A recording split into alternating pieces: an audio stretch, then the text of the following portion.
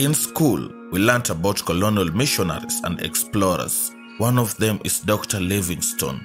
Kenya's top historian Onyatta Levine tells about the return of Dr. Livingstone's body to England upon his death. This is Coffee Radio, and we have a new segment that brings to life social media posts by reliable sources, such as Onyatta.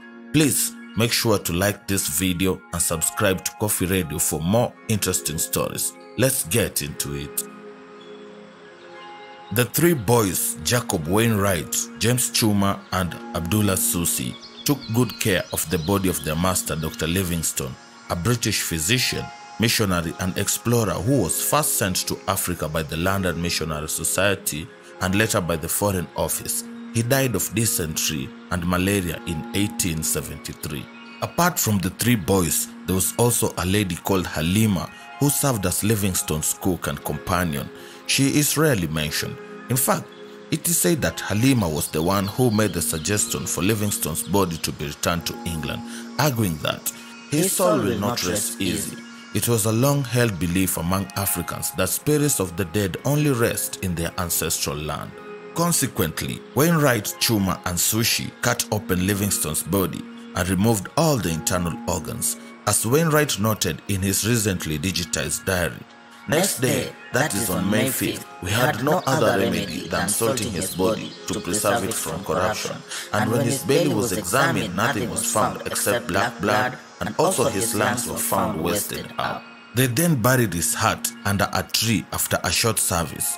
For 2 weeks, the four servants rubbed salt into Livingstone's skin each day and left the body to dry in the African sun.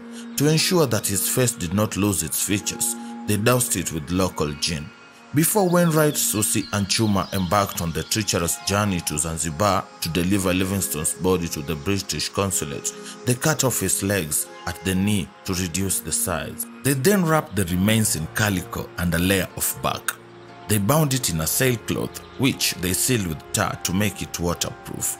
Along the route, they met Vanny Lovett, an explorer from the Royal Geographical Society who was looking for Livingstone, unaware that he had already died.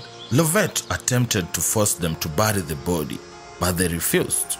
Because of their insistence, Lovett directed two of his men, Dr. Dillon and Lieutenant Murphy, to accompany the party to Zanzibar. Unfortunately, along the route, Dr. Dillon became sick and unable to deal with the torturous journey to Zanzibar.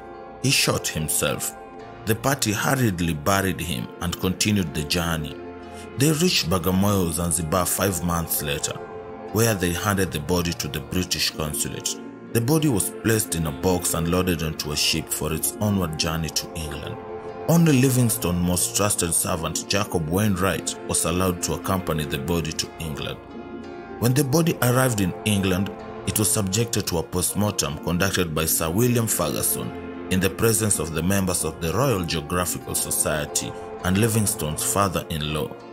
When they opened the box, they found the body packed in sawdust and wrapped in a blanket. His legs were also tucked inside the torso. After the burial of Livingstone in Westminster Abbey, Jacob Wainwright, who was from the Yao people in Malawi and a freed slave, stayed in England for a couple of months before making his way back to Africa. He got a job at Freetown, Mombasa, to teach freed slaves, but was dismissed for what was described as impudent and forward behavior. He later worked as a porter and a translator in Zanzibar and Uganda. He died at Urambo, Tabora in April 1892 after falling onto a fire and tipping a pot of boiling water.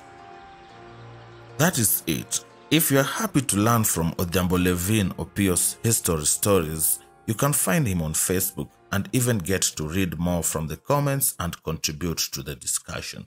This is Coffee Radio. See you next time.